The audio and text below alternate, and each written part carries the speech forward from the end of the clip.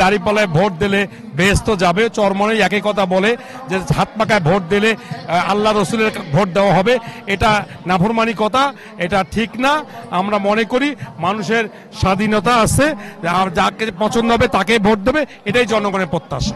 শোনেন, চরমনাই এরা ভোট কখনো পাবে না, এদের কোনো ভোট নাই। এরা শুধু মাইকে এবং জনসভায় এদের ভোট আছে, কিন্তু বাস্তবতে তাদের কোনো ভোট নাই।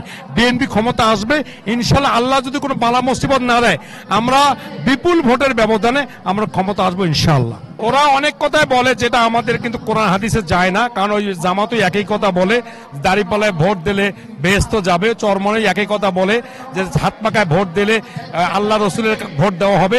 এটা নাফরমানি কথা, এটা ঠিক না।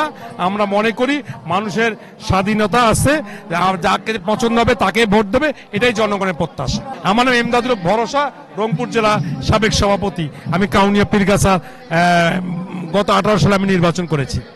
আসলে আপনারা জানেন যে গত 5ই জুলাই যে ছাত্র আন্দোলনের মুখে যে ফ্যাসিস্ট আওয়ামী লীগ বিদায় নেওয়ার পরে দেশে একটা নতুনভাবে স্বাধীনতা অর্জিত হয়েছে।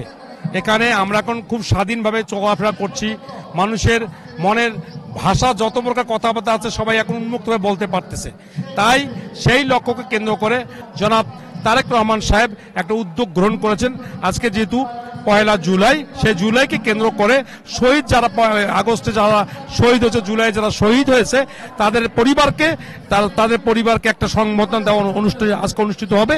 তা আমি যেহেতু রংপুর 4 আসনের এমদাদুল হক ভরসা, আমি আমার উপজেলা কাউনিয়া পীরগাছা ওইখান থেকে যদি নির্বাচিত করব, আমার এলাকা থেকে 8 জন শহীদ পরিবারকে আমি সাথে নিয়ে এসে তাদেরকে আমি সংবর্ধনার ব্যবস্থা করতেছি।